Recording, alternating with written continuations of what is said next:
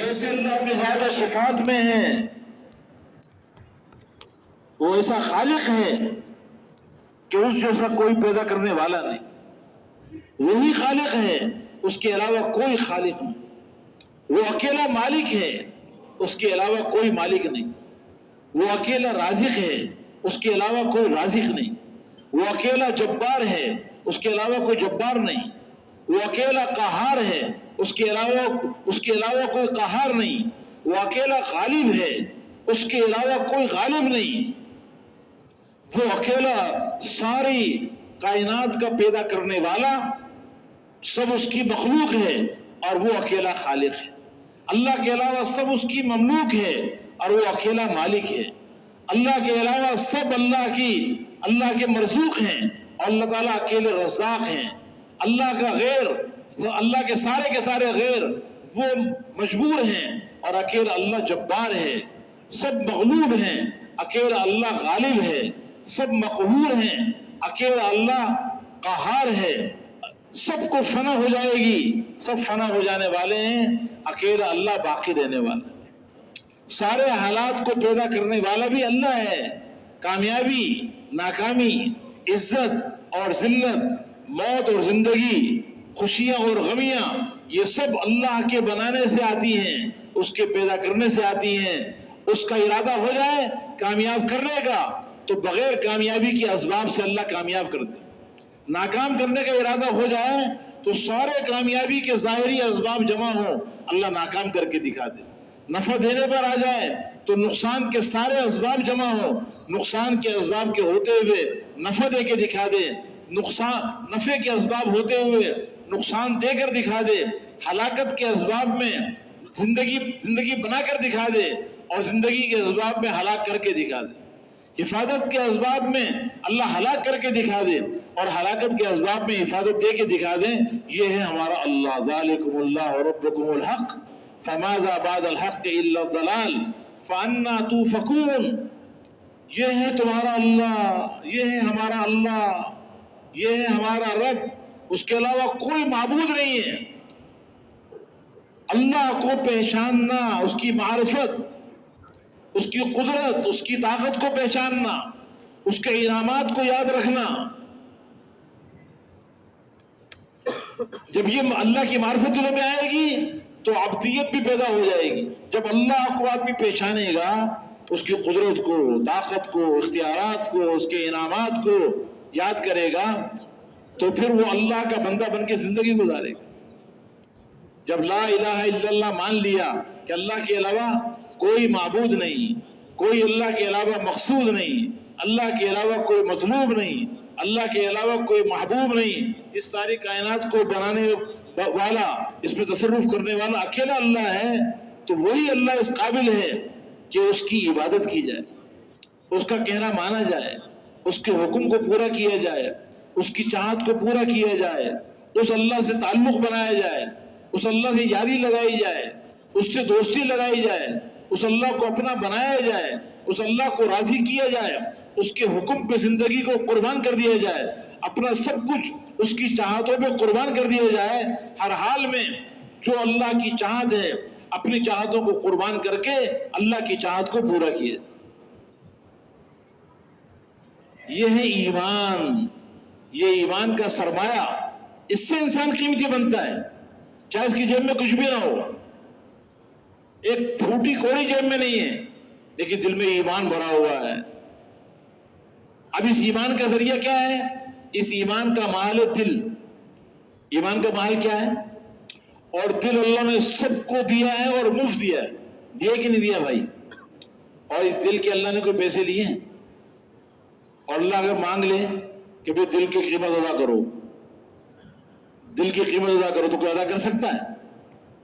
اللہ نے سب کو دل دیا ہے اور مفت دیا ہے، غریب کو بھی دیا ہے، مالدار کو بھی دیا، بادشاہ کو بھی دیا، محکوم کو بھی دیا، پڑھے لکھوں کو بھی دیا، ان پڑھوں کو بھی دیا، ہر ایک کو اللہ نے دل دیا ہے اور سب کو ایک ہی دل دیا ہے۔ یہ نہیں کہ غریب کو ایک دل دیا اور بادشاہ کو دو دل دے دیے۔ وَمَا جَعَلَ لِرَجُلٍ مِّن قَلْبَيْنِ فِي جَوْفِهِ، کسی انسان کے پیٹ میں دو دل نہیں بنایا اللہ نے، ایک ہی دل بنایا سب کے لیے اور سب کو دل مفت دیا ہے۔ اب انسان کی ذمہ داری ہے کہ یہ ایسی محنت کرے کہ جس محنت کے ذریعے اس کے دل میں ایمان اترے، اور وہ محنت انبیاء علیہ السلام لے کر آتے ہیں، یقینوں کے بدلنے کی محنت، دلوں کے ٹھیک کرنے کی محنت۔ اس لیے حضور پاک علیہ السلام نے ارشاد فرمایا، ان فی الجسد لمضغہ اذا صلحت صلح الجسد کلہ واذا فسدت فسد الجسد کلہ الا وہی القلب الا وہی القلب الا وہی القلب۔ فرمایا دیکھو، کان کھول کے سن لو، انسان کے جسم میں ایک گوشت کا لوتھڑا ہے، اگر وہ ٹھیک ہو گیا اور وہ نیکی والا بن گیا اور وہ اپنا کام صحیح کر رہا ہے تو پورا جسم ٹھیک ہو جائے گا، پورا جسم نیکی والا بن جائے گا، پورا جسم اپنے سارے کام صحیح کرے گا۔ اگر وہ بگڑ گیا، اس میں فساد آ گیا، اس نے اپنا کام چھوڑ دیا تو پورا جسم بگڑ جائے گا، پورے جسم میں فساد آ جائے گا۔ اور فرمایا کان کھول کے سن لو، وہ انسان کا دل ہے، کان کھول کے سن لو، وہ انسان کا دل ہے، کان کھول کے سنو، وہ انسان کا دل ہے۔ دل کو بنانے کی ضرورت ہے۔ آج اپنے چہروں کو بنانے کی بڑی محنت ہوتی ہے، میں اچھا لگوں، کپڑے اچھے بنا رہا ہے، ٹھیک ہے، کپڑے بھی اچھے پہن لو، چہرہ بھی اچھا کر لو بھلے اپنا، لیکن اصل محنت کیا ہے؟ دل کو بنانے کی۔ آج محنت ہو رہی ہے اپنے سے باہر کی چیزوں پر، دھاگے پہ محنت، کپڑے پہ محنت، مٹی پہ محنت، لوہے پر محنت۔ جس چیز پہ انسان محنت کرتا ہے وہ چیز قیمتی بنتی جا رہی ہے، لیکن اصل محنت جس سے انسان بنتا ہے، جو انسان سازی والا کام نبی لے کر آئے ہیں، اس میں سب سے بنیادی بات اپنے دلوں کے اندر ایمان کا بنانا، اللہ سے اپنا تعلق ٹھیک کرنا، اور وہ دعوت کی محنت کے ذریعے ہوگا۔ اس کے لیے ایمان کے بولوں کا بولنا، جہاں جہاں سے ہوتا ہوا دکھائی دے رہا ہے اس کی نفی کرنا، لا الہ الا اللہ، سب سے پہلے نفی۔ جہاں سے ہوتا ہوا دکھائی دے رہا ہے، جہاں سے کامیابی نظر آ رہی ہے، عزت نظر آ رہی ہے، سکون اور چین نظر آ رہا ہے، زندگی کا بننا نظر آ رہا ہے، مسائل کا حل ہونا نظر آ رہا ہے، جہاں جہاں سے مشاہدے میں نظر آ رہا ہے اس مشاہدے کا انکار کرنا، اور اللہ کی قدرت جو چھپی ہوئی ہے، جو نظر نہیں آ رہی، اس اللہ کی قدرت کا یقین کرنا کہ اللہ نے اسباب کو آگے رکھ دیا، سامنے کر دیا، اور اپنی قدرت کو اللہ نے چھپا دیا۔ اب نظر اسباب آ رہے ہیں، اسباب سے ہوتا ہوا نظر آ رہا ہے، حالانکہ کرنے والا کون ہے؟ یہ اسباب اللہ کے ارادے سے استعمال ہوتے ہیں، اس میں کوئی شک نہیں کہ اسباب میں اللہ نے چیزوں میں اللہ نے تاثیر رکھی ہے، تاثیر کا انکار نہیں ہے، وہ اللہ نے رکھی ہے۔ کھانے کے اندر پیٹ بھرنے کی تاثیر ہے، یہ کہنا کہ کھانے سے پیٹ نہیں بھرے گا اس کی تاثیر نہیں ہے، یہ غلط بات ہے۔ اللہ نے کھانے میں پیٹ بھرنے کی تاثیر رکھی ہے، لیکن جب اللہ کا ارادہ ہوگا اس سے بھوک کی دور کرنے کی تاثیر نکالنا چاہے تو آدمی کتنا ہی کھانا کھا لے پیٹ نہیں بھرے گا۔ پانی میں پیاس بجھانے کی تاثیر ہے، اللہ نے رکھی ہے، لیکن جب اللہ کا ارادہ ہوگا اللہ اس پانی میں سے پیاس بجھانے کی طاقت کو نکال لیں گے تو کتنا ہی پانی پی لے اس کی پیاس نہیں بجھے گی۔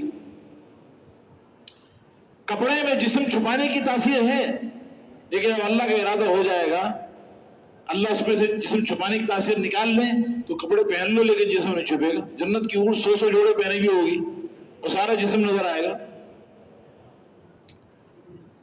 تو اسباب کے اندر جو تاثیر ہے وہ اللہ نے رکھی ہے، لیکن وہ اس کی ملکیت نہیں ہے، ملکیت اللہ کی ہے۔ اس لیے جہاں جہاں سے ہوتا ہوا نظر آ رہا ہے وہاں سے اپنا رخ موڑ کر جہاں سے ہوتا ہوا نظر نہیں آ رہا اس اللہ سے، اللہ کی قدرت سے جو اللہ نظر نہیں آ رہا اس اللہ کا اس بات کرنا ہے، انی وجہت وجہی للذی فطر السماوات والارض حنیفا وما انا من المشرکین۔ ابراہیم علیہ السلام نے یہی فرمایا کہ میں سب جگہ سے رخ موڑ کر اپنا رخ ایک اللہ کی طرف کرتا ہوں، اس اللہ کی طرف کہ جس نے سات و زمین و آسمان بنائے ہیں، وہی سب کچھ کرنے والا۔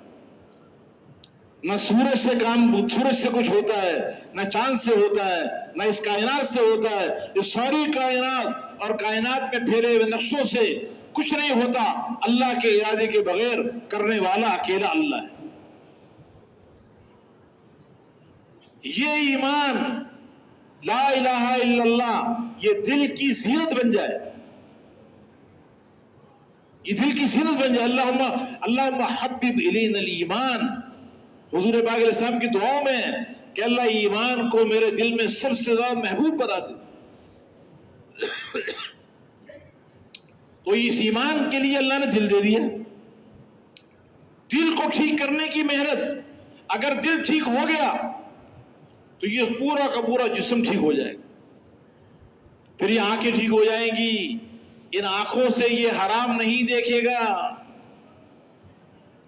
پھر اس کے کان ٹھیک ہو جائیں گے، کانوں سے حرام آوازیں نہیں سنے گا، پھر اس کی زبان ٹھیک ہو جائے گی، زبان سے یہ جھوٹ نہیں بولے گا، زبان سے کسی کی عزت کو نہیں اچھالے گا، زبان سے اللہ کے حکم کے خلاف کوئی بول نہیں بولے گا، پھر اس کے ہاتھ صحیح استعمال ہوں گے، ان ہاتھوں سے یہ ظلم نہیں کرے گا، ان ہاتھوں سے عدل کرے گا، ان ہاتھوں سے لوگوں سے نہیں مانگے گا، ان ہاتھوں سے لوگوں کو دے گا، پھر اس کے پاؤں ٹھیک ہو جائیں گے، پھر اس کے قدم اللہ کے گھر کی طرف اٹھیں گے، نیکی کی طرف اٹھیں گے، دین کی محنت کے لیے اٹھیں گے، اللہ کے راستے کی طرف اٹھیں گے، نیکیوں کی طرف اٹھیں گے، اللہ کی نافرمانی کی طرف اس کے قدم نہیں اٹھیں گے، اس لیے کہ دل ٹھیک ہو گیا۔ اس لیے سب سے پہلی محنت اور سب سے زیادہ محنت وہ دلوں کے ٹھیک کرنے کی محنت، اس کے بغیر انسان نہیں بنتا۔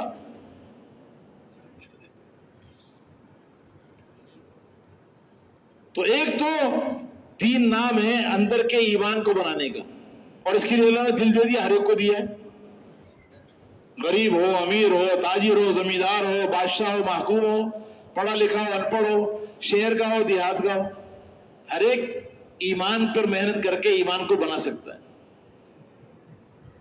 اور دوسرا کام کیا ہے؟ اندر کا سرمایہ جو اللہ نے انسان کے اندر رکھا ہے کہ یہ انسان اعمال صالحہ سے اپنے پورے کے پورے جسم کے اعضاء کو مزین کرے،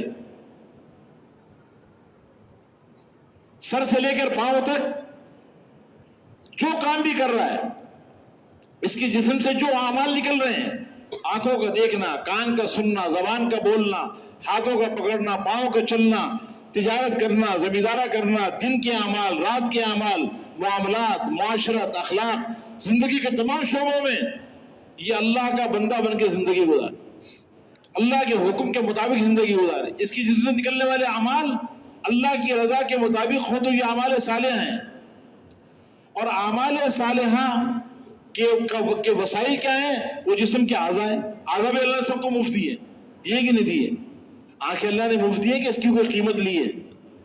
ہر آدمی کو اللہ نے 2 آنکھیں دی، یعنی کہ غریب کو 2 آنکھیں دی ہوں اور مالدار کو 4 دے دی ہوں، بادشاہ کو 4 کان دے دیے اور محکوم کو 2 کان دے دیے، اللہ نے سب کو برابر دیا۔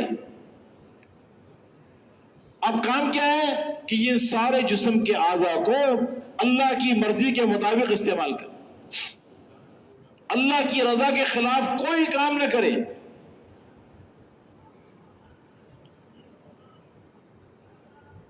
یہ اندر کی مایا ہے، یہ انسان کے اندر ہی سرمایہ موجود ہے، اس کے لیے باہر دھکے کھانے کی ضرورت نہیں ہے۔ آج ساری دنیا دوڑ لگا رہی ہے، کوئی پیسے کی طرف دوڑ رہا ہے، کوئی عہدوں کی طرف دوڑ رہا ہے، کوئی دنیا کے نقشوں کی طرف دوڑ لگا رہا ہے، اور یہ غلط یقین شیطان نے بٹھا دیا ہے کہ ان چیزوں سے زندگی بنے گی، حالانکہ پورے قرآن میں اللہ تعالیٰ نے ایک جگہ بھی نہیں کہا کہ ان دنیا کی چیزوں سے زندگی بنے گی۔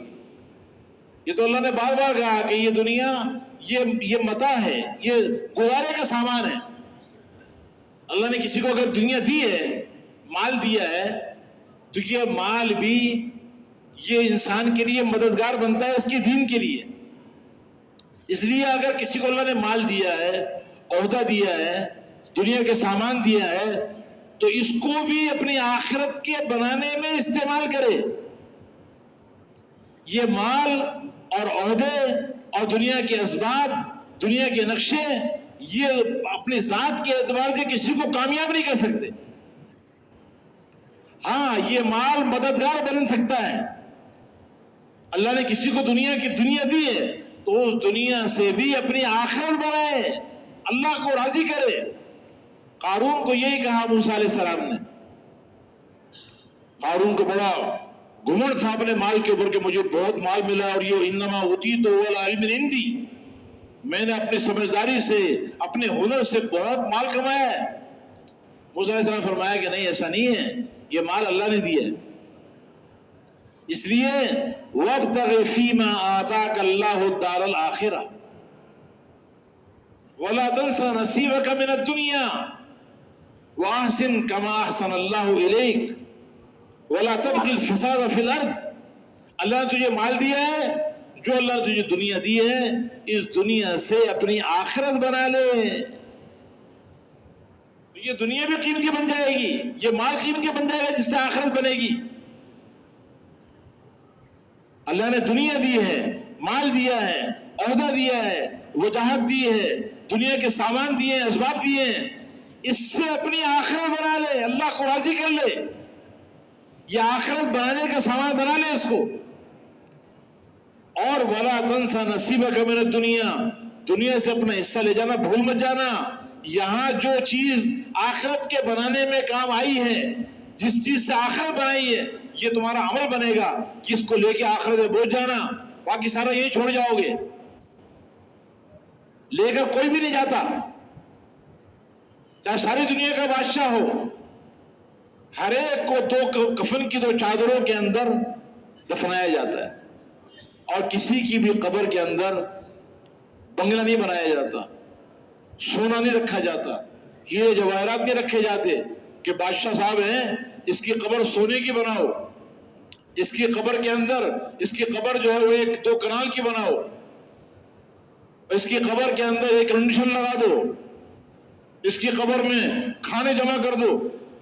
سب کو 2 کفن کے اندر دفنایا جاتا ہے، اور سب کی قبر مٹی کا ڈھیر ہوتی۔ اس لیے یہاں کی کوئی چیز لے کے جا نہیں سکو گے۔ ہاں، جو کچھ اللہ نے دیا تھا، جو دنیا اللہ نے دی ہے، اس کو اپنے آخرت کے بنانے میں اگر استعمال کر لیا تو یہ تمہارا حصہ دنیا کا ہے، یہ تمہارا آخرت میں کام آئے گا۔ اس لیے یہاں سے لے جانا پڑے گا، جو آگے بھیج دیا وہ تمہارا ہے، اور جو یہاں رہ گیا وہ وارث ہوگا۔ حضور پاک علیہ السلام نے فرمایا، پوچھا صحابہ کرام سے کہ ایکم مال وارثہ احب الیہ من مالہ، تم میں سے کون ایسا ہے جس کو اپنے وارث کا مال اپنے مال سے زیادہ پسند ہو؟ اپنے مال سے زیادہ اپنے وارث کا مال پسند ہو؟ تو انہوں نے کہا اللہ کے نبی کوئی بھی نہیں پسند کرتا، ہر ایک اپنا مال ہی پسند کرتا ہے، وارث کا مال نہیں پسند کرتا بلکہ اپنا پسند کرتا ہے۔ تو آپ نے فرمایا فَإِنَّ مَالَهُ مَا قَدَّمَ وَمَالَ وَارِثِهِ مَا أَخَّرَ، جو مال اس نے اللہ کے کام کے لیے آگے دے دیا، آخرت کے لیے بنانے کے لیے دے دیا، یہ مال اس کا اپنا ہے، اور جو چھوڑ کے جا رہا ہے یہ وارث کا مال ہے۔ آج اب آدمی دنیا سے جاتا ہے نا، تو دنیا والے تو یہ پوچھتے ہیں کہ کیا چھوڑ کر گیا، بچوں کے لیے کیا بنا کر گیا، بیوی کے لیے کیا بنا کر گیا،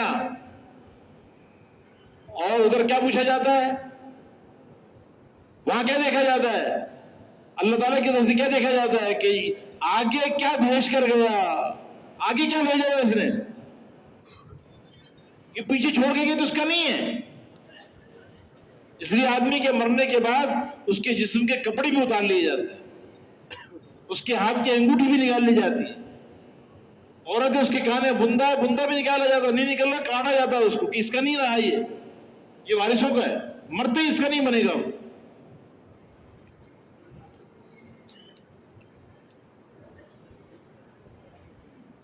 اس لیے انسان کے بننے کا سرمایہ، انسان جس چیز سے انسان بنتا ہے وہ اندر کا ایمان ہے، اللہ کا تعلق ہے، اور وہ ایمان کے لیے دل چاہیے۔ اللہ نے دل ہر ایک کو دیا ہے، اب محنت کر کے اپنا ایمان بنانا، یقینوں کے بدلنے کی محنت کرنا، جتنا اندر کا یقین درست ہوگا، دل ٹھیک ہوتا جائے گا، تو دوسرا کام خود بخود ہوگا کہ اس کے جسم کے سارے اعضاء وہ بھی ٹھیک ہو جائیں گے، اور اس کے سارے جسم سے نکلنے والے اعمال اللہ کی رضا کے مطابق بنیں گے۔ اور یہ اعمال صالحہ، یہ اس کی زندگی بنانے کا یقینی سبب ہے۔ زندگی اللہ بناتے ہیں، اعمال سے بناتے ہیں، زندگی اعمال سے بنتی ہے، زندگی ملک اور مال جائیداد سے نہیں بنتی۔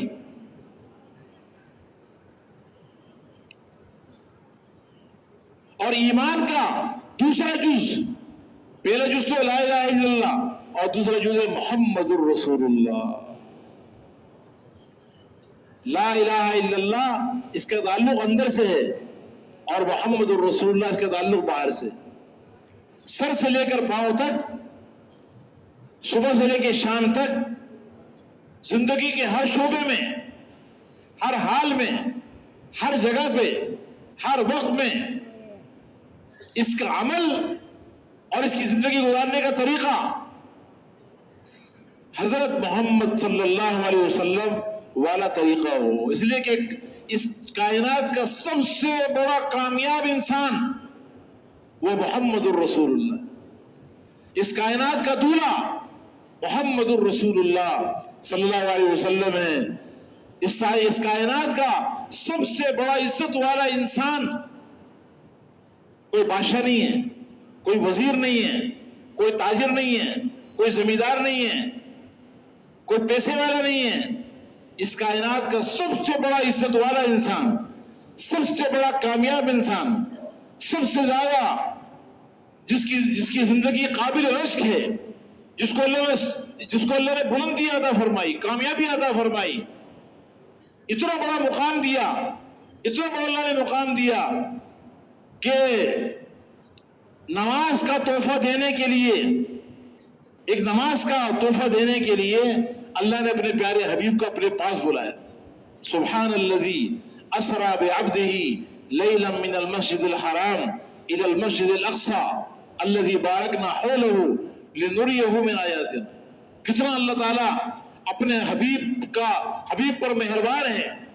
آپ کی زندگی کا ایک ایک عمل، آپ کی ایک ایک سنت، آپ کی زندگی کا ایک ایک طریقہ، آپ کا دیکھنا، آپ کا بولنا، آپ کا سننا، آپ کا ہاتھوں سے پکڑنا، آپ کا پاؤں سے چلنا، آپ کا دن گزارنا، آپ کا رات گزارنا، آپ کا شادی کرنا، آپ کی غمی، آپ کی خوشی، آپ کی زندگی کا ہر عمل اللہ کو اتنا محبوب ہے کہ اللہ نے آپ کو دنیا کے اعتبار سے بھی اتنا بڑا مقام دیا کہ دنیا میں آج تک کوئی کسی کو وہ مقام نہیں ملے گا، آج تک نہ ملا ہے اور نہ قیامت تک ملے گا کہ جبریل علیہ السلام کو اللہ تعالیٰ بھیج رہے کہ جا کے میرے محبوب کو لے کر آؤ، آپ ام ہانی کے مکان میں سوئے ہوئے ہیں اور یہ معراج کی رات ہے، اور آپ کو وہاں سے براق پہ سوار کر کے جبریل امین لے کے چلے ہیں، اور مسجد حرام یعنی مکہ مکرمہ سے چلے ہیں، مسجد اقصی تک لے کے گئے، تقریباً 2,500-3,000 کلومیٹر کا فاصلہ ہے۔ اور جب مسجد اقصی پہنچے ہیں فلسطین، تو مسجد اقصی میں صفیں لگی ہوئی، اور اس صفوں کے اندر انبیاء علیہ السلام کھڑے ہوئے، امام کی جگہ خالی ہے۔ حضرت جبریل علیہ السلام فرمایا کہ محمد صلی اللہ علیہ وسلم آپ آگے بڑھیے اور آپ سب کو نماز پڑھائی۔ آپ آگے بڑھے اور آپ نے امامت کرائی، اور سارے نبیوں نے آپ کی اقتدا کی، اس لیے آپ کو کیا کہتے ہیں؟ امام النبیین، امام الانبیاء، آپ سارے نبیوں کے امام ہیں. یہ بیت المقدس میں آپ نے سارے نبیوں کی امامت کی ہے. اور پھر وہاں سے جبریل امین آپ کو لے کے چلے ہیں تو پہلا آسمان، پھر دوسرا آسمان، پھر تیسرا آسمان، چوتھا، پانچواں، چھٹا، ساتواں آسمان. آگے جبرائیل علیہ السلام نے ساتھ چھوڑ دیا کہ اللہ کے نبی اب تو میں آگے جا نہیں سکتا، ایک قدم بھی آگے گیا تو جل کے خاک ہو جاؤں. پھر سدرۃ المنتہا، پھر اللہ نے اپنے قریب بلایا، ثم دنا فتدلی فکان قاب قوسین او ادنی. اتنے آپ قریب ہو گئے اللہ تعالیٰ کے کہ 2 کمان کے جتنا فاصلہ ہوتا ہے یہ اس سے بھی زیادہ قریب. یہ تو قرآن بتا رہا ہے. کتنا لمبا سفر ہے یہ، کتنا لمبا سفر. زمین سے لے کے آسمان تک کا فاصلہ 500 سال کی مسافت کا. زمین سے لے کے آسمان تک کا فاصلہ. بعد ما بین السماء والارض مسیرۃ 500 سنۃ. پھر ہر آسمان کی موٹائی 500 سال کی مسافت کے برابر. کسف کل سماء مسیرۃ 500 سنۃ. ہر آسمان کی موٹائی 500 سال کی مسافت کے برابر. پھر ایک آسمان سے دوسرے آسمان تک کی کا فاصلہ 500 سال کی مسافت کا. ما بین کل سماء الی سماء مسیرۃ 500 سنۃ. یعنی ہر آسمان کے درمیان اتنا فاصلہ. پھر 7واں آسمان تک، پھر 7ویں آسمان کے بعد سمندر، اس کے اوپر سے نیچے کا فاصلہ اتنا جتنا زمین آسمان کے درمیان کا فاصلہ. اب اس کے اوپر پھر اللہ کا عرش، عرش پہ اللہ کی کرسی، اور کرسی نے کرسی سب کے اوپر وسیع ہوئی پڑی ہے. وسیع کرسی السماوات والارض. اتنا بڑی، اتنا لمبا فاصلہ اللہ نے آپ کا طے کرایا. اور اللہ تعالیٰ آپ سے ہم کلام ہوئے اور نماز کا تحفہ دیا. جنت کی چابی، اللہ سے مناجات کا طریقہ، اللہ کے خزانوں سے لینے کا ذریعہ نماز. دنیا اور آخرت کے سارے مسائل کا حل کے لیے اللہ نے نماز کا تحفہ دے دیا. آپ کو اللہ نے اپنے پاس بلا کے معراج کرائی اور اپنی امت کے لیے تحفہ دیا کہ جو مجھ سے معراج کرنا چاہے، مجھ سے بات کرنا چاہے، وضو کر کے نماز پڑھ کے شروع ہو جائے تو مجھ سے بات چیت شروع ہو جائے گی. نمازی اللہ سے مناجات کرتا ہے. تو کتنا بڑا مقام اللہ نے آپ کو دیا ہے. یہ دنیا والے شور مچاتے ہیں کہ سائنس نے اس نے ترقی کر لی کہ چاند پر پہنچ گئے. تو چاند پر پہنچے، کہیں بھی پہنچے، اللہ کے نبی کہاں پہنچ کر آئے ہیں اور کتنی دیر میں آئے ہیں. امام آلوسی روح المعانی ایک تفسیر ہے، اس کے مفسر ہیں. وہ فرماتے ہیں کہ یہ سارا کا سارا جو سفر آپ نے کیا ہے اس میں کتنی دیر لگی. اللہ تعالیٰ قرآن میں کیا کہہ رہے ہیں؟ سبحان الذی اسری بعبدہ لیلا. رات کے تھوڑے سے حصے میں پاک وہ ذات جو اپنے بندے کو رات کے تھوڑے سے حصے کے اندر مسجد حرام سے مسجد اقصی لے گئی. تو فرمایا کہ رات کا کتنا حصہ تھا یہ؟ تو فرمایا کہ جب حضور پاک علیہ السلام ام ہانی کے مکان سے نکلے ہیں تو دروازہ جب کھولا ہے اور نکلے ہیں تو کنڈی ہلی. جب آپ واپس آئے پورا سفر کر کے تو کنڈی ایسے ہی ہل رہی تھی جس طرح پہلے ہلتی ہوئی چھوڑ کر گئے تھے. اور ایک تفسیر کے مطابق فرمایا کہ جب آدمی سوتا ہے نا بستر کے اوپر تو اس کے بستر تھوڑا گرم ہو جاتا ہے، گرماہٹ آ جاتی ہے. تو اللہ کے نبی جس بستر پہ سوئے ہوئے تھے جب واپس آئے ہیں تو وہ گرماہٹ ویسے ہی باقی تھی، چھوڑ کے گئے. اتنی دیر میں سارا سفر طے کرا دیا اللہ تعالیٰ نے. ہے دنیا کے اندر کوئی ایسا بلند مقام والا جو اللہ نے ہمارے اور آپ کے پیارے نبی حضرت محمد صلی اللہ علیہ وسلم کو عطا فرمایا. سید الانبیاء، امام الانبیاء. آپ نے فرمایا کہ میں انا سید ولد آدم ولا فخر. میں آدم علیہ السلام کی ساری اولاد کا سردار ہوں اور میں فخر کی بات نہیں کرتا، یہ اللہ نے مجھے نعمت دی. اور فرمایا کہ میں انا خاتم النبیین لا نبی بعدی. میں خاتم النبیین اور میرے بعد کوئی نبی آنے والا نہیں ہے. اور فرمایا کہ میرے ہاتھ میں جنت کی چابی میرے ہاتھ میں ہوگی اور میں فخر نہیں کرتا. مفتاح الجنت بیدی یوم القیامہ ولا فخر. میں تکبر کا در پہ نہیں کہہ رہا، یہ اللہ نے نعمت دی ہے. جنت کی چابی کے مالک، جنت کی چابی جن کے پاس ہوگی، اور سب سے پہلے جنت میں جو داخل ہوں گے، آپ نے فرمایا سب سے پہلے میں جنت میں داخل ہوں گا، اور سب سے پہلے جنت کا دروازہ میرے لیے کھولا جائے گا۔ سارے نبیوں پر جنت حرام ہے جب تک کہ میں محمد عربی جنت میں داخل نہ ہوں، اور فرمایا سب امتوں پہ جنت حرام ہے جب تک کہ میری امت محمدیہ صلی اللہ علیہ صاحبہ یہ جنت میں داخل نہ ہو۔ اور فرمایا انا خطیبہم اذا انصتوا، جب ساری آوازیں بند ہو جائیں گی، سب خاموش ہو جائیں گے، قیامت کے دن کسی کو بولنے کی اجازت نہیں ہوگی، میں اکیلا خطیب ہوں گا۔ ومبشرہم اذا یئسوا، جب سب نا امید ہو جائیں گے میں اکیلا خوشخبری سنا رہا ہوں۔ وشافعہم اذا حبسوا، جب سب کو پکڑا جائے گا، سب پکڑے جائیں گے، میں اکیلا سب کی سفارش کر رہا ہوں۔ آپ کو شفاعت کا حق دیا جائے گا۔ اللہ نے آپ کو وہ مقام دیا ہے، آپ کے جسم سے نکلنے والے اعمال وہ تو ساتوں زمین آسمان، ایک ایک عمل ساتوں آسمان ساتوں زمینوں سے زیادہ قیمتی ہے۔ آپ تو اللہ کو اتنے محبوب ہیں کہ اللہ تعالیٰ آپ کے جسم کے اعضاء کا ذکر بھی قرآن میں کر رہے ہیں، کہیں آپ کے چہرے کا ذکر، کہیں آپ کے ہاتھوں کا ذکر، کہیں آپ کے سینے کا ذکر، کہیں آپ کے کمر کا ذکر، کہیں اللہ تعالیٰ آپ کی جان کی قسم کھا رہا ہے، کہیں آپ کے بولوں کی قسم کھا رہا ہے، کہیں اللہ تعالیٰ آپ کی رسالت پہ قسمیں کھا رہا ہے، کہیں کافروں کو جواب دے رہا ہے کہ میرے نبی قسم کھا کے اللہ کہہ رہا ہے میرے نبی مجنون نہیں ہے، میرے نبی شاعر نہیں ہے، کائن نہیں ہے، خود اللہ سفارش پیش کر رہا ہے، جواب دے رہا ہے۔ اتنا اللہ آپ کا مقام ہے۔ آج میرے محترم دوستو بزرگوں، سب سے بڑی بربادی کی وجہ، آج جتنی پریشانیاں ہیں، جتنی مصیبتیں آج ہم لوگوں پر آئی ہوئی ہیں، چاہے ایک آدمی پر ہوں یا ایک گھرانے پر ہوں، ایک خاندان پہ پریشانی آئی ہوئی ہے، ایک شہر والوں پر پریشانیاں مصیبتیں ہیں، ایک ملک والوں پر حالات آئے ہوئے ہیں کہ اب بین الاقوامی سطح پر پوری دنیا میں جتنے مصائب ہیں، جتنے حالات آئے ہوئے ہیں، جتنی پریشانیاں مسلط ہوئی پڑی ہیں، اس سب کا سب سے بڑا سبب اپنے پیارے نبی حضرت محمد صلی اللہ علیہ وسلم کی زندگی سے دوری ہے۔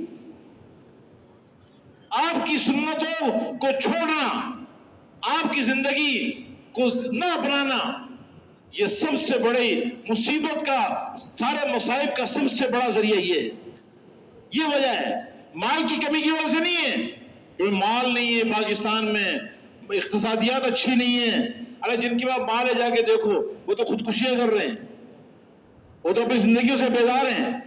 جن کو ترقی یافتہ کہا جا رہا ہے، ساری دنیا کی جن پر راہ ٹپک رہی ہے کہ فلاں ملک بڑا ترقی یافتہ ہے، فلاں نے بڑی ترقی کر لی اور ٹیکنالوجی بنا لی، ان سے جا کے پوچھو، ان کی دل کی دنیا برباد ہوئی پڑی، انہیں سکون نہیں ہے۔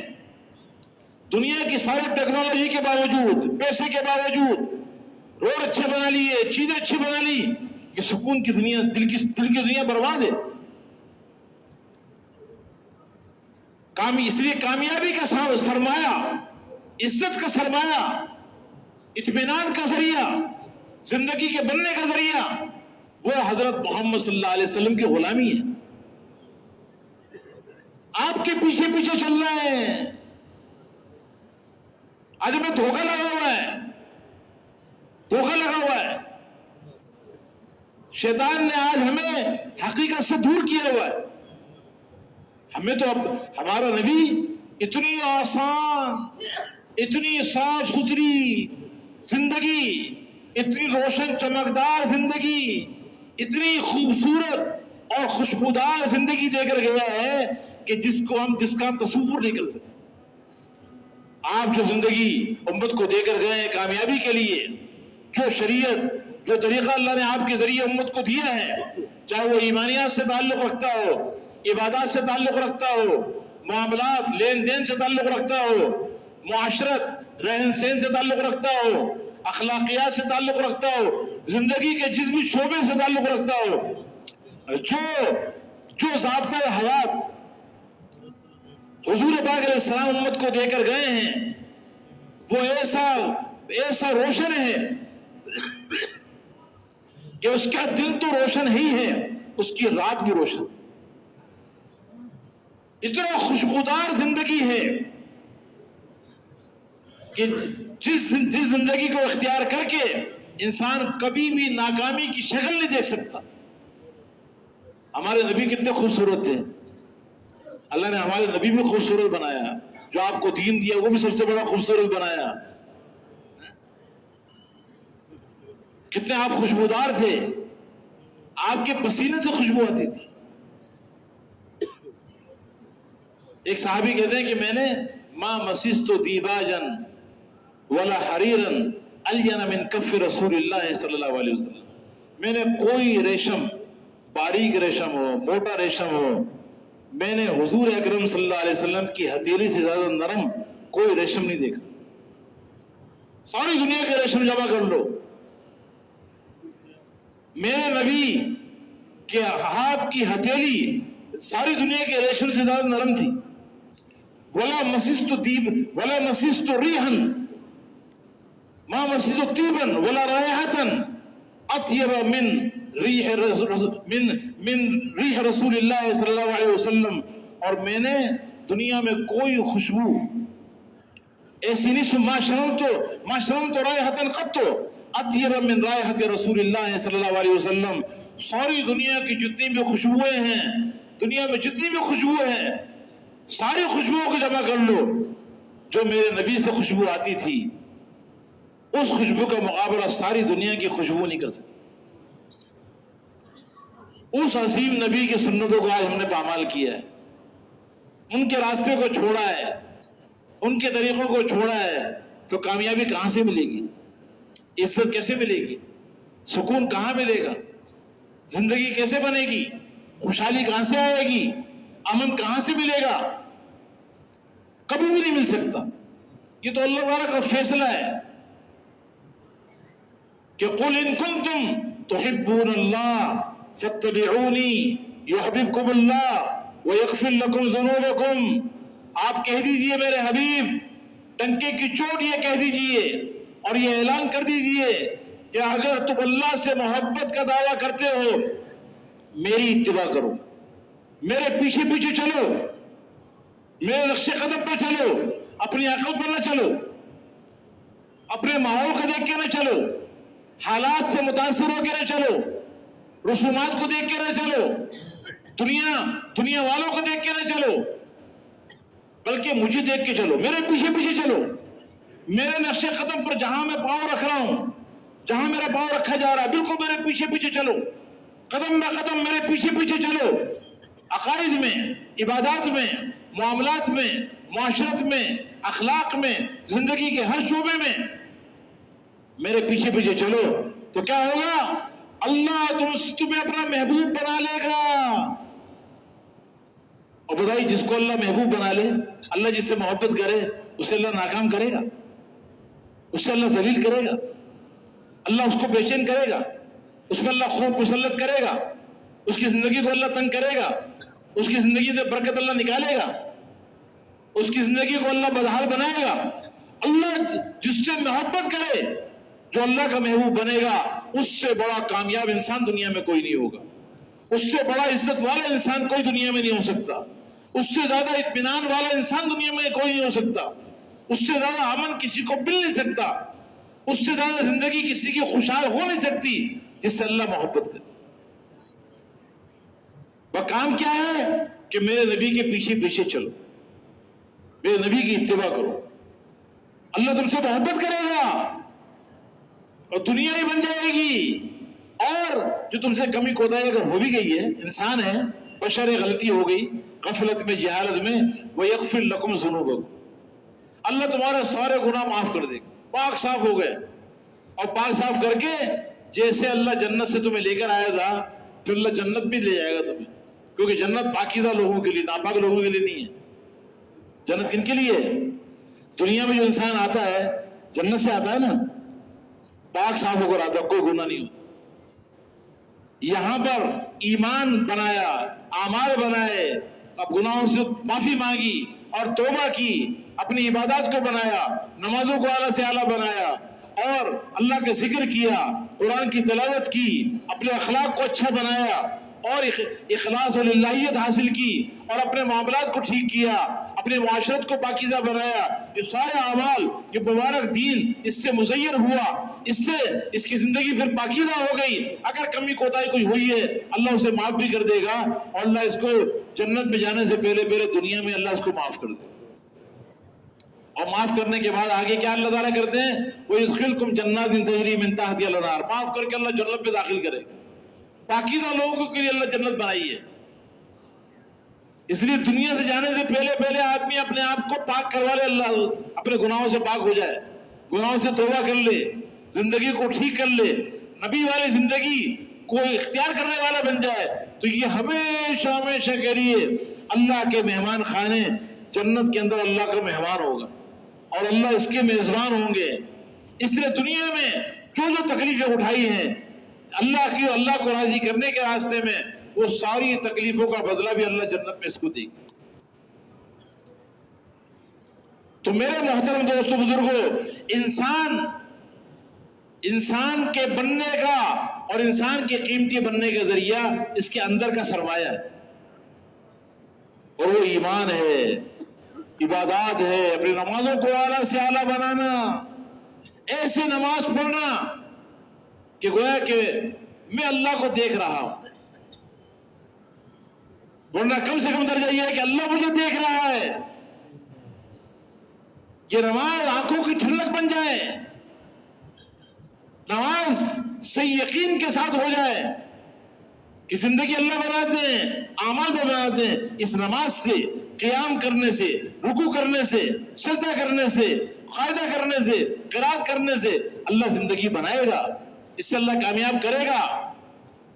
نماز ایمان کے ساتھ ہو، نماز حضور پاک علیہ السلام علیہ علم کے ساتھ ہو، اس کا قیام، اس کا رکوع، اس کا سجدہ، اور کھڑے ہوتے ہوئے آنکھیں کہاں ہو اور نگاہ کہاں ہونی چاہیے ہر حال میں، اس کے ہاتھ اور پورا جسم جو استعمال ہو حضور پاک علیہ السلام کے طریقے پر،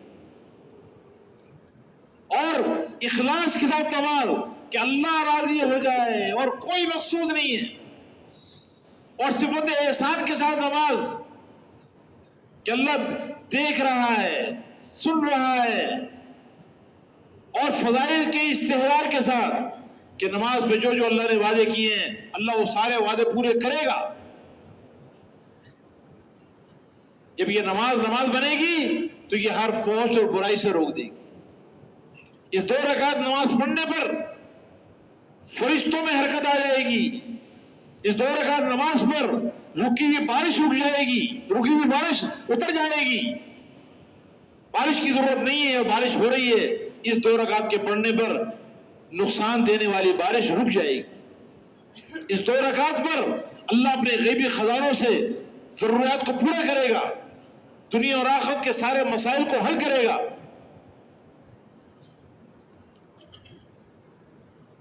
اس لیے اپنی عبادات میں حضور پاک علیہ السلام کی غلامی، آپ کے طریقے میں نماز پڑھنا، عبادات کو اعلیٰ سے اعلیٰ بنانا، اور عبادات بھی اور زندگی کا کوئی کام بھی علم کے بغیر نہیں بن سکتا.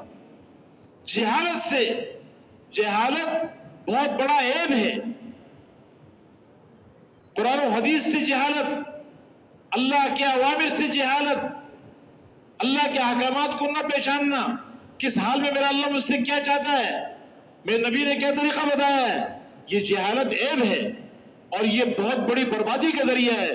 جس نے جہالت دنیا میں دور نہ کی، اللہ کے احکامات کو نہیں پہچانا کہ میرا اللہ اس وقت مجھ سے کیا چاہتا ہے، ہر حال میں میرا اللہ مجھ سے کیا چاہتا ہے، اگر اس کو نہ سیکھا تو یہ جہالت اس کو جہنم میں لے کے جائے گی.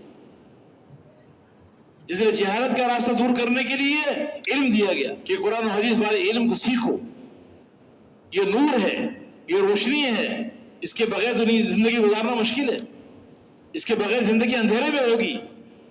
اس لیے علماء کے پاس جاؤ جو انبیاء علیہ السلام کے وارث ہیں، ان کی قدر کرنی ہے. انبیاء علیہ السلام العلماء ورثۃ الانبیاء، علماء انبیاء کے وارث ہیں. ان کی قدر کرو، علم والوں سے محبت کرو اور علم کو سیکھو. 24 گھنٹے کی زندگی میں میرے اللہ کے کیا احکامات ہیں، ہر حال میں میرا اللہ مجھ سے کیا چاہتا ہے، اپنی ضرورت کے مسائل کو علماء سے جا کے پوچھنا اور علماء کرام کی قدر کرنا کہ علماء کرام یہ ہماری آنکھوں کا سرما ہیں، یہ ہمارے سروں کے تاج ہیں۔ ایک عالم شیطان پہ 1000 عابدوں زیادہ بھاری ہے۔ ایک عالم کی نیند عابد کی ساری رات کی عبادت سے افضل ہے۔ عالم کی زیارت بھی عبادت ہے، اس لیے علماء کی قدر کرنا۔ آج اپنا علاج کرانے کے لیے ڈاکٹروں کے پاس بڑی بڑی فیسیں دیتے ہیں، گھنٹوں انتظار کرتے ہیں، ہر ڈاکٹر کے پاس لائن لگی ہوتی ہے کہ بھائی ادھر 100 آدمی ہے، 150 آدمی، اس کے بعد آپ کا نمبر آئے گا۔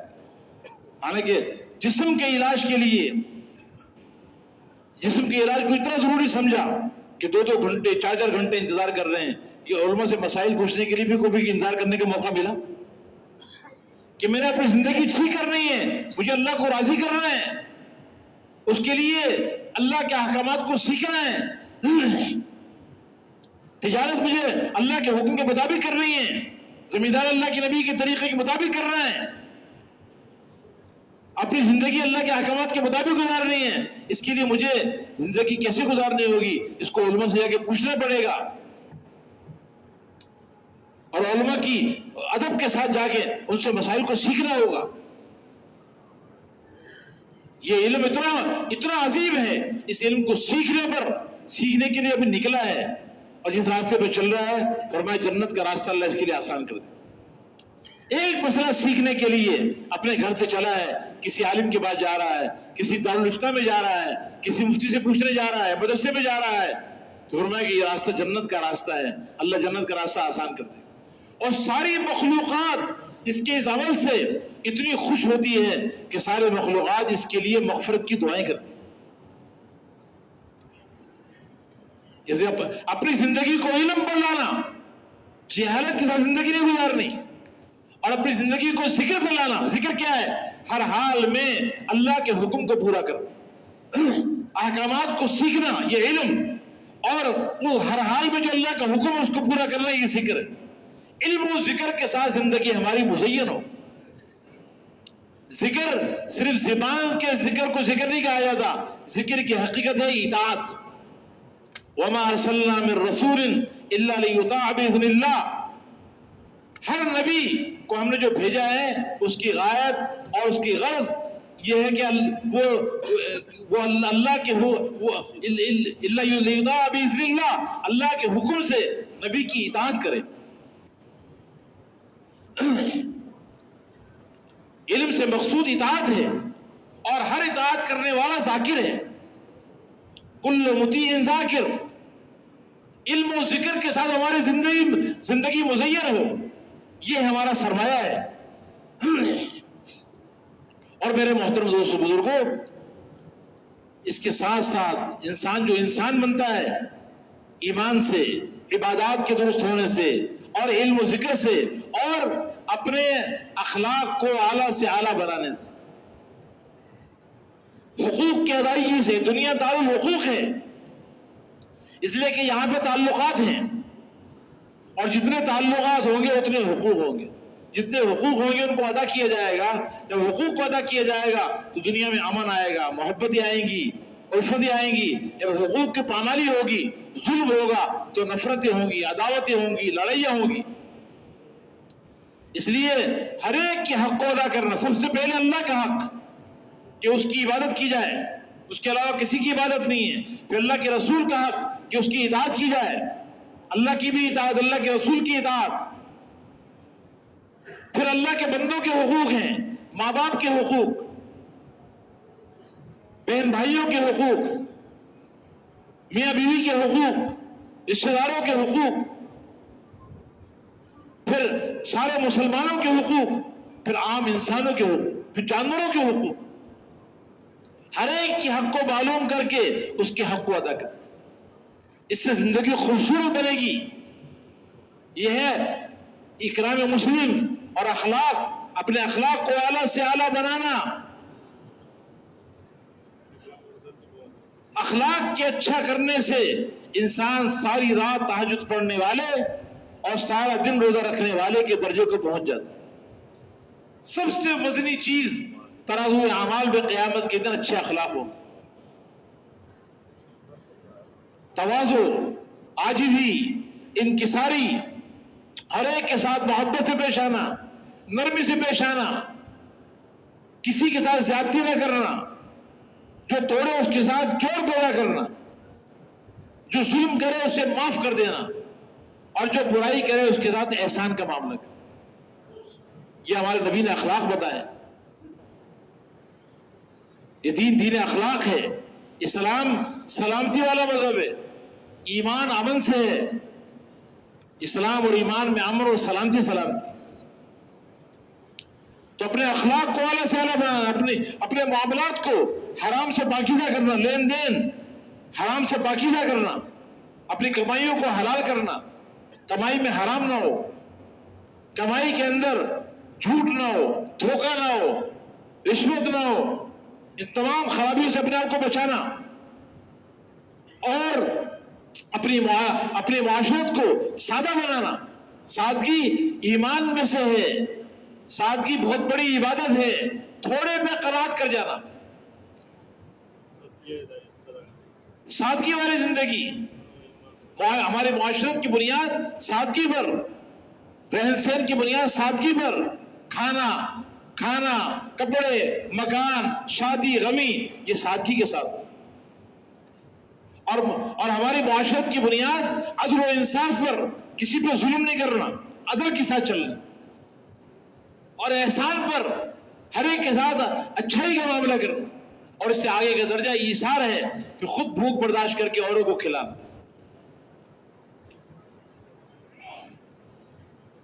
اس سے زندگی خوبصورت بنے گی. پیسے سے زندگی خوبصورت نہیں بنتی، کپڑوں سے زندگی خوبصورت نہیں بنتی، بنگلوں سے زندگی خوبصورت نہیں بنتی. زندگی اچھے اخلاق سے خوبصورت بنتی. اور پھر یہ سارے اعمال صرف اللہ کو راضی کرنے کے جذبے کے ساتھ. اخلاص کے بغیر کوئی عمل اللہ کے یہاں قبول نہیں ہوتا.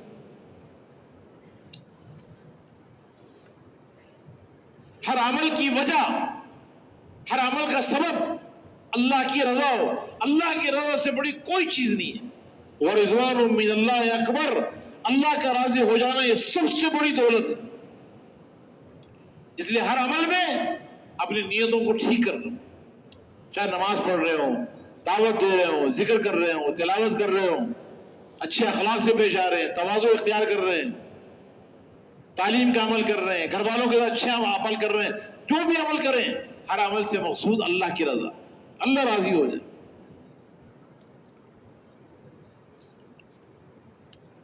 یہ خوبصورت زندگی ہے. یہ وہ صفات ہیں جن سے انسان اللہ کے قیمتی بنتا ہے، جس سے انسان بنتا ہے. یہ انسان سازی والا کام، ان صفات سے اپنے آپ کو مزین کرنا، اور ان صفات سے مزین کرنے کی ساری امت کو دعوت دینا، ہر ایک کو ان صفات پہ لانے کی محنت کرنا.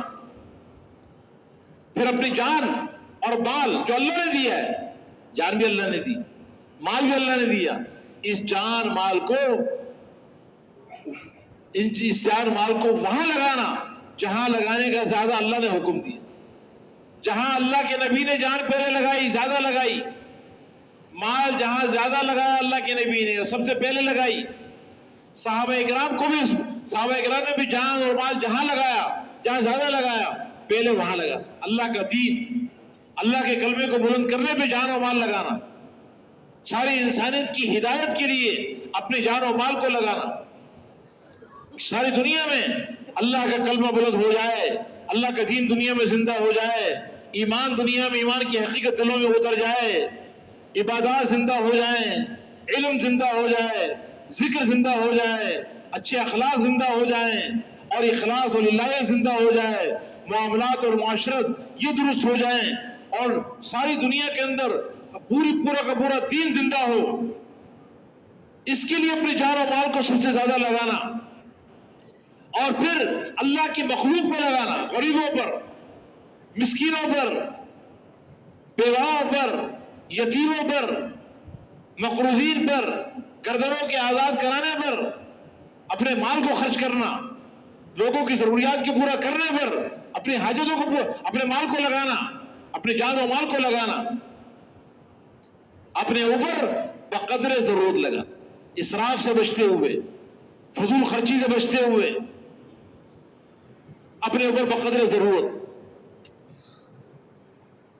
یہ اپنے جان و مال کا مصرف بھی ٹھیک کرنا ہے. آج ہماری جان مال کا مصرف بھی غلط ہوا پڑا. شیطان نے دل میں ڈالا ہوا کہ مال تو میں نے کمایا ہے، جہاں میں جس طرح چاہے خرچ کروں. بھئی جیسے مال کمانے میں کوئی آزاد نہیں ہے، مال کمانے کے لیے حلال طریقہ بتایا گیا ہے، ایسے مال خرچ کرنے کے اندر بھی کوئی آزاد نہیں ہے. جیسے جان کے استعمال میں انسان آزاد نہیں، ایسے مال کے استعمال میں بھی آزاد نہیں.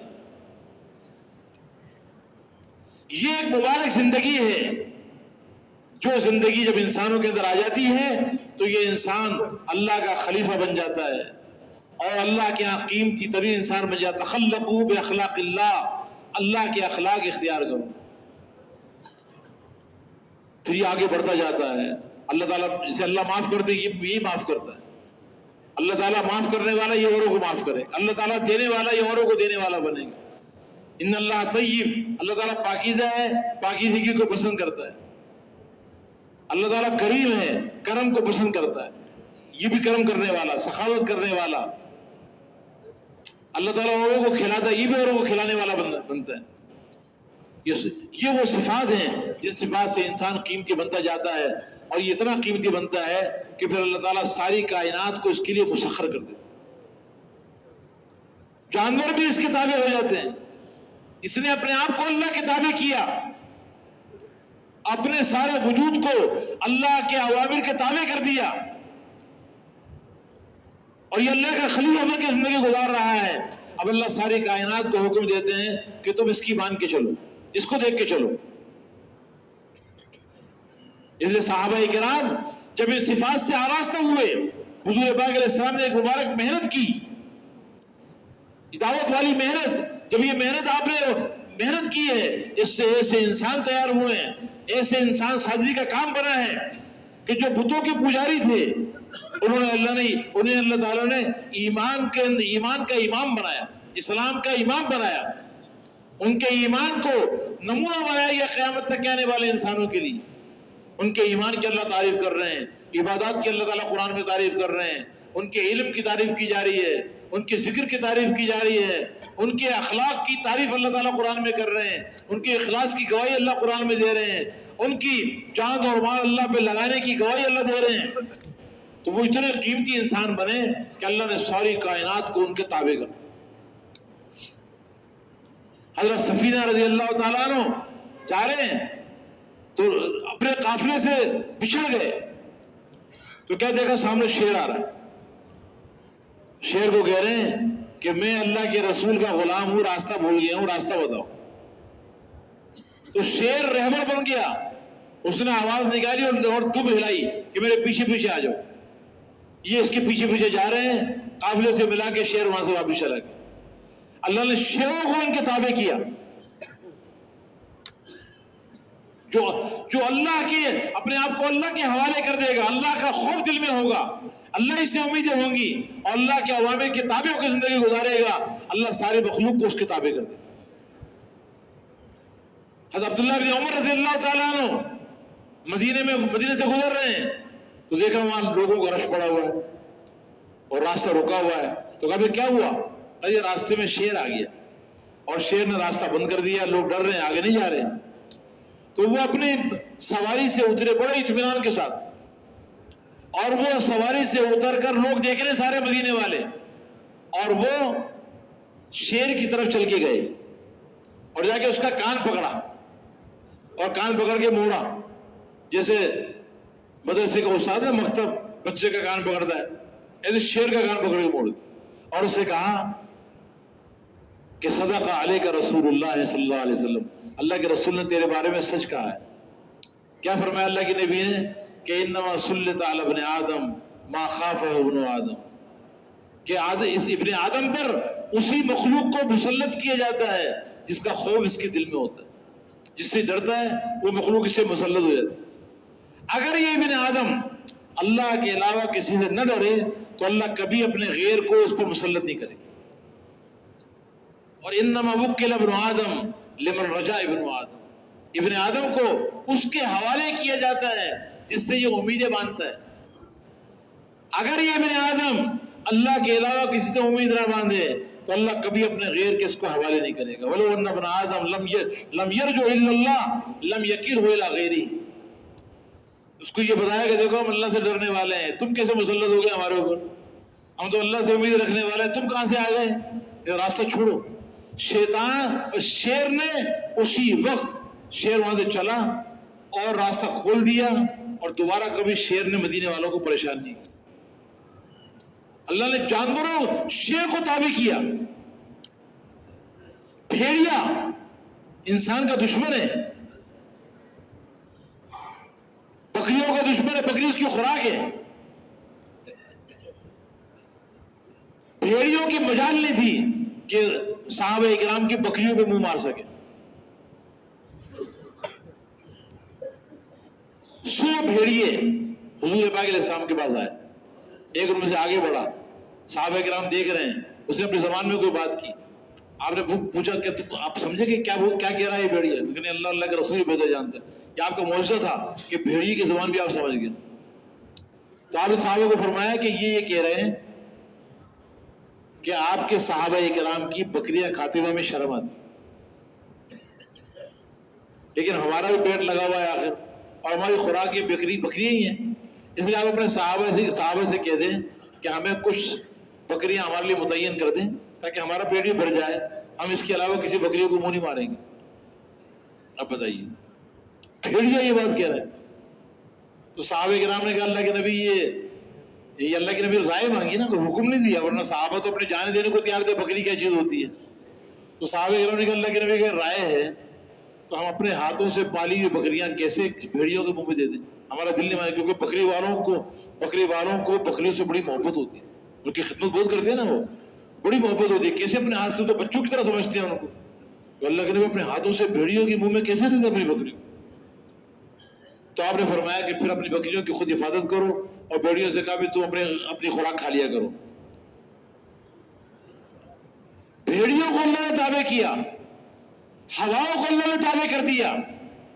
حضرت عمر رضی اللہ تعالیٰ عنہ جمعے کا خطبہ دے رہے مدینے میں، اور حضرت ساریہ شام میں کفار سے لڑ رہے ہیں، بہت لمبا فاصلہ ہے. تو اللہ نے ان کی کرامت کو ظاہر کیا، اور انہوں نے دیکھا کہ حضرت ساریہ لڑ رہے ہیں اور دشمن پیچھے سے حملہ کرنے والا ہے. فرمایا یا ساریہ الجبل، اے ساریہ پہاڑ کی اوٹ لو، کہ پہاڑ کی طرف دشمن آ رہا ہے. تو حضرت ساریہ نے یہ آواز بغیر اسپیکر کے، اسپیکر بھی نہیں تھا اس زمانے میں، حضرت عمر رضی اللہ عنہ کی آواز ہوا نے حضرت ساریہ تک شام میں پہنچا دی.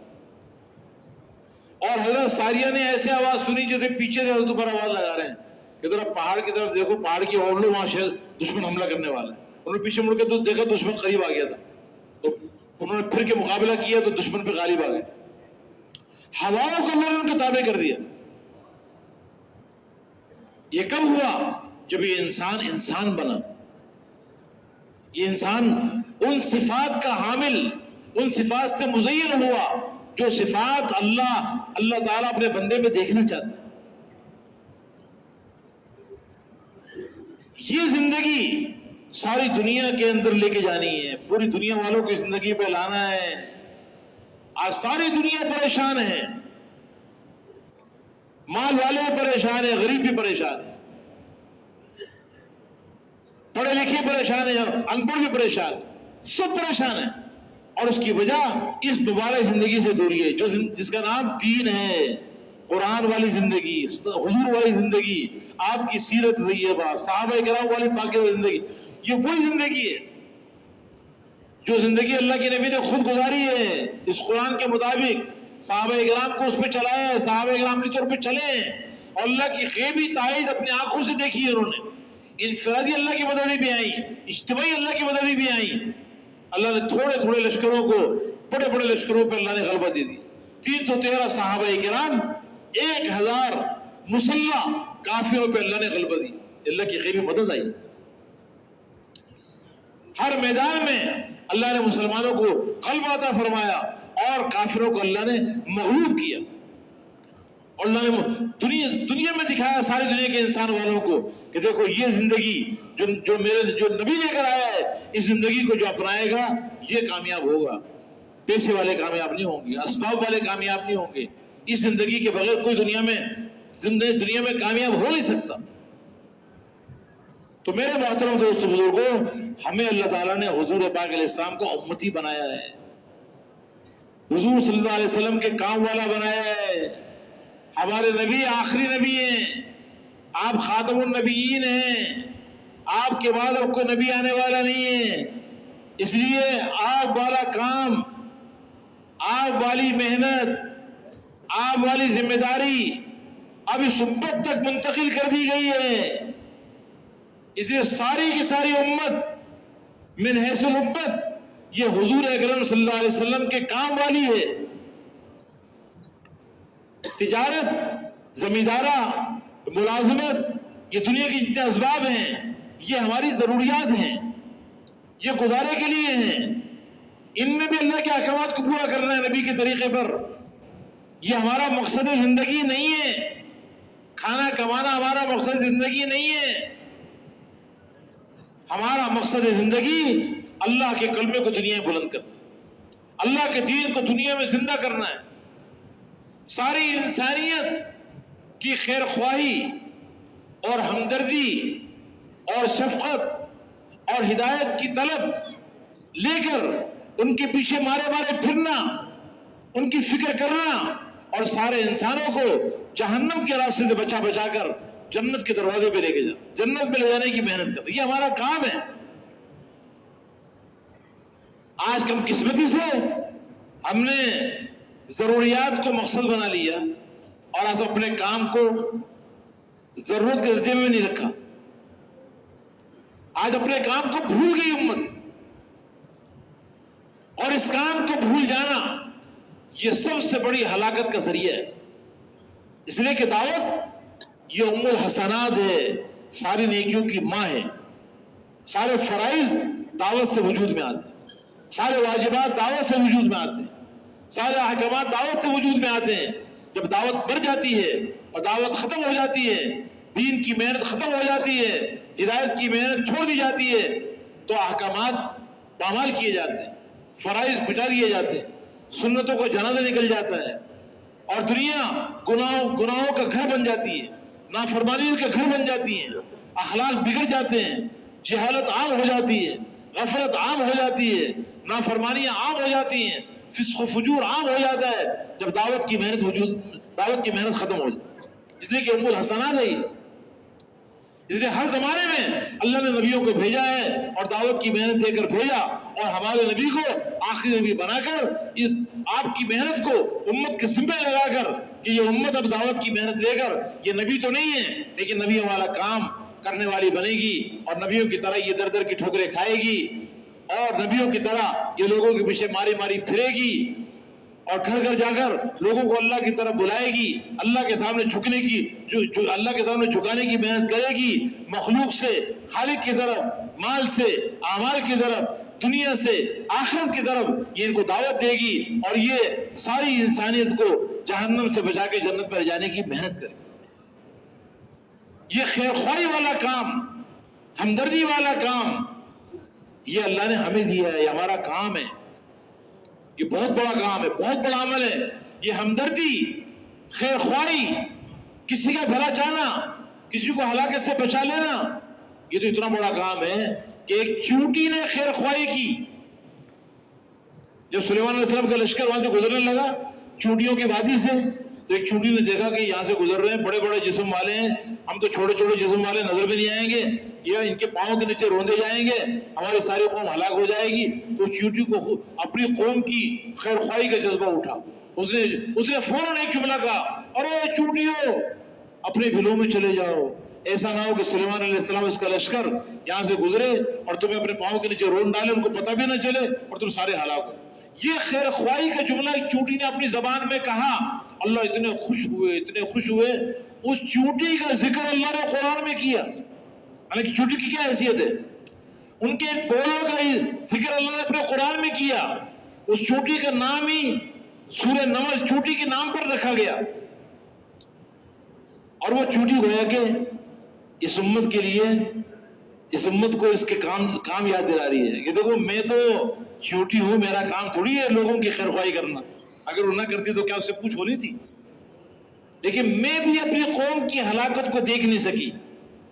تمہارے سامنے کتنے انسان تو اشرف المخلوقات ہے، پھر حضور کے امتی ساری امتوں میں بہتر ہیں، ساری امتوں کے سردار ہیں. اس امت کے کتنے نوجوان، اس امت کے تاجر، زمیندار، مرد، عورتیں، بچے کتنے اللہ کے احکامات کو توڑ رہے ہیں اور یہ اپنی دنیا اور آخرت برباد کر رہے ہیں، دنیا اور آخرت میں ناکام ہو رہے ہیں، ذلیل ہو رہے ہیں. اور تمہاری زبان سے ایک جملہ نہیں نکل رہا، ایک بولنا تمہارے لیے مشکل ہے کہ بھائی دیکھو اللہ کو راضی کرو، توبہ کر لو، اللہ کو ناراض نہ کرو، اپنی آخرت نہ بگاڑو. یہ ایک جملہ بولنا تمہارے لیے مشکل ہے. چیونٹی سے بھی زیادہ عاجز ہو گئے. آنکھوں کے سامنے احکامات ٹوٹتے ہوئے نظر آ رہے ہیں. لوگ نماز نہیں پڑھ رہے، روزہ نہیں رکھ رہے، زکوٰۃ نہیں دے رہے، اللہ کے احکامات کو توڑ رہے ہیں. ان کے لیے 5 منٹ نکالنا آج مشکل ہو گیا. حالانکہ یہ خیر خواہ کتنا بڑا عمل ہے. چوٹی کر رہی ہے، اللہ کو وہ پسند ہے. میرے محترم دوست بزرگوں، اللہ نے ہمیں بہت بڑا کام دیا ہے. ہمیں اس پہ اللہ کا شکر ادا کرنا چاہیے اور اپنے کام کی طرف دوبارہ واپس آنا چاہیے. آج امت اپنے کام پہ آئے گی تو اللہ تعالیٰ آج امت کی تقدیر کو اللہ بدل پلٹ دیں گے.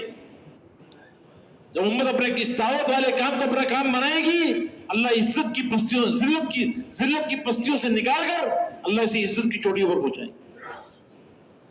ان کی نفرتیں دلوں سے نکال کر اللہ ان کی محبت سب کے دلوں میں پیدا کرے.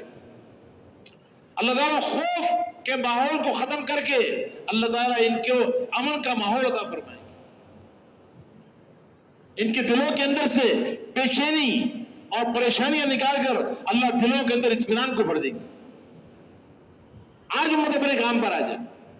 اور بھائی یہ تو اللہ نے ہمیں اسی کے لیے اللہ نے پیدا کیا ہے. اب تو آئے دنیا میں اسی کام کے لیے. کنتم خیر امت اخرجت للناس، تم بہترین امت ہو، سارے انسانوں کے لیے نکالے گئے ہو. ہمارا کام یہی ہے. اسی کے لیے اللہ نے ہماری جان و مال کو خرید لیا ہے. جان بھی اللہ نے دی، مال بھی اللہ نے دیا، پھر اللہ کہہ رہا میں خریدار ہوں. ان اللہ اشترى من المؤمنین انفسهم واموالهم بان لهم الجنہ. تمہیں جان اور مال مجھے دے دو، میرے حوالے کر دو، میرے دین پر، دین کی محنت پر، دین والے اعمال پہ لگا دو تو میں اس کے بدلے میں تمہیں جنت دوں. گارے مٹی کے مکانات کی جدائی برداشت کر لو، جنت کے سونے اور چاندی کے محلات میں جگہ دو. اپنے گھر کے کھانے قربان کر دیے اللہ کے دین کے لیے. جنت کے کھانے، جنت کے پرندوں کے گوشت اللہ کھلائے گا. جنت کے بہترین پھل جو بڑے بڑے ڈول کی طرح اور بڑے بڑے مٹکوں کی طرح ہوں گے. ہر پھل شہد سے زیادہ میٹھا، دودھ سے زیادہ سفید اور مکھن سے زیادہ نرم ہوگا. ایسے پھل اللہ کھلائے گا. بہترین سواریوں پہ اللہ سوار کرے گا. جنت کی سواریاں وہ یاقوت کی بنی ہوئی اونٹنیاں، سفید چمکدار اونٹنیاں یاقوت کی بنی ہوئی، اور اتنی تیز چلیں گی کہ ایک قدم وہاں جا کے لگے گا جہاں تک انسان کی نگاہ جاتی. یہ سواری پر اللہ سوار کرے گا.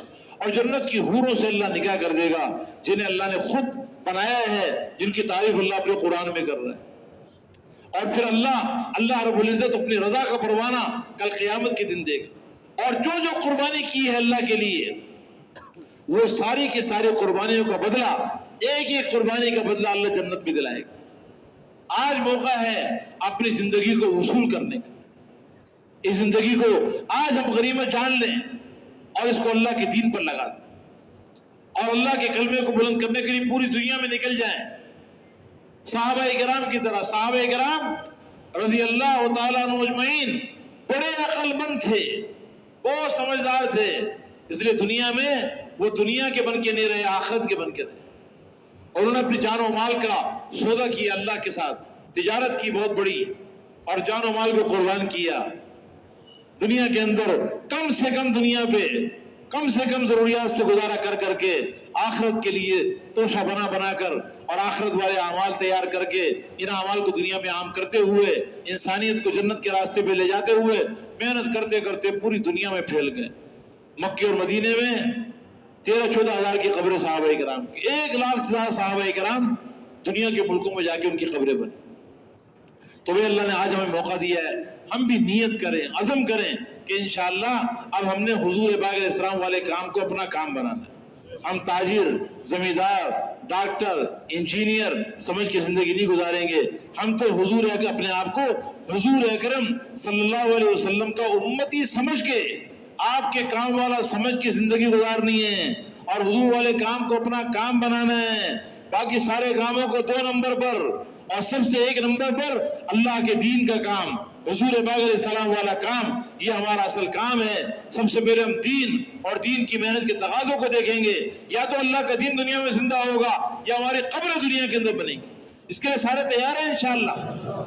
دیکھو ساری زندگی ہے ہی اسی کام کے لیے. اس لیے آج تک جو اس دین کے سیکھنے میں, دین پر چلنے میں, دین کو دنیا میں عام کرنے میں, اس محنت کے کرنے میں جو ہم سے کوتاہی ہوئی ہے اور قصور ہوا ہے, اس پہ اللہ سے معافی مانگ, دل سے معافی مانگ کہ اللہ تو معاف فرما دے. اور آئندہ کے لیے عزم ہو کہ انشاءاللہ اب باقی جو زندگی بچی ہے اس زندگی کو اللہ کے دین پر, دین کو دنیا میں عام کرنے پہ لگانا ہے اور پوری دنیا میں اللہ کے پیغام کو لے کر جانا ہے. اس کے لیے بتاؤ کون کون نیت کرتا ہے؟ سب نیت کرتے ہیں انشاءاللہ. دنیا کے کاموں کو چھڑانا مقصود نہیں ہے, ان میں بقدر ضرورت لگیں گے, بوقت ضرورت لگیں گے اور احکامات سنتوں کی پابندی کے ساتھ لگیں گے. باقی سارا کا سارا, ساری جان اور سارا مال اور باقی سارا وقت وہ اللہ کے دین اور دین کی محنت کو دنیا میں عام کرنے کے لیے لگائیں گے انشاءاللہ. تو سب تیار ہے اس کے لیے انشاءاللہ. اب اس کے لیے بتاؤ بھائی, اس مجمع میں دیکھو کوئی بھائی اٹھے نہیں اس کے علاوہ, ابھی تقاضا چلے گا. سب سے پہلے وہ بھائی کھڑے ہو, صرف وہ بھائی کہ جو نقد 4 مہینے کے لیے اللہ کے راستے میں جانے کے لیے تیار ہیں. چاہے وہ یار پہلے چلے میں چل رہے تھے, سروزہ لگا رہے تھے, اب وہ 4 مہینے کرتے. اس کے علاوہ رائے شہر اور آس پاس سے شب جمعہ کے لیے جو مجمع آیا ہوا ہے, یہ مجمع اس میں جس کے 4 مہینے نہیں لگے, یہ اللہ کے وعدوں پہ یقین کر کے کھڑے ہو جائیں کہ ہم نقد 4 مہینے کے لیے تیار ہیں. کھڑے ہو جائیں, کھڑے, اور کوئی بھائی کھڑے نہ ہو. نقد 4 مہینے, نقد 4 مہینے بھائی, نقد 4 مہینے, اور کھڑے ہو جائیں, اور کھڑے ہو جائیں. یہ خاص طور پر جو شب جمعہ میں آئے ہوئے, ایک تو مجمع نکلا ہوا, یہ بھی ارادہ کرے 3 دن سے 4 مہینے, 10 دن سے 4 مہینے, چلنے سے 4 مہینے, اور جو صرف شب جمعہ کے لیے آئے ہیں یہ بھی 4 مہینے کا ارادہ کرے. اور کھڑے ہو جائیں, اور کھڑے ہو جائیں. اچھا جو چلنے کے لیے تیار ہیں وہ بھی کھڑے ہو جائیں, چلنے کے لیے نقد اللہ کے راستے میں. اب انتظار کرنے کا وقت نہیں ہے, زندگی کا کوئی بھروسہ نہیں ہے. اور کھڑے ہو جائیں, اور کھڑے ہو جائیں, اور کھڑے ہو جائیں. اللہ تعالیٰ حضرات کے ارادوں کو قبول فرمائے, استقلال کی کرامت عطا فرمائے. اللہ آپ کا اور ہمارا اشر حضور پاک علیہ السلام کے عطا فرمائے. آپ کی جان و مال میں اللہ برکت عطا فرمائے. تشریف رکھیے, بیٹھ جائیں. اب آپ نے نیت کر لی ہے, ارادہ بھائی بیٹھ جاؤ, جانا نہیں ہے بھائی, جانا نہیں ہے, جاؤ نہیں بھائی, بیٹھ جاؤ, جگہ ابھی 2 منٹ لگیں گے, بیٹھ جائیں, جلدی سے بیٹھ جاؤ, بٹھا لو باقی ساتھیوں کو. آپ نے ارادہ کر لیا نقد جانے کا.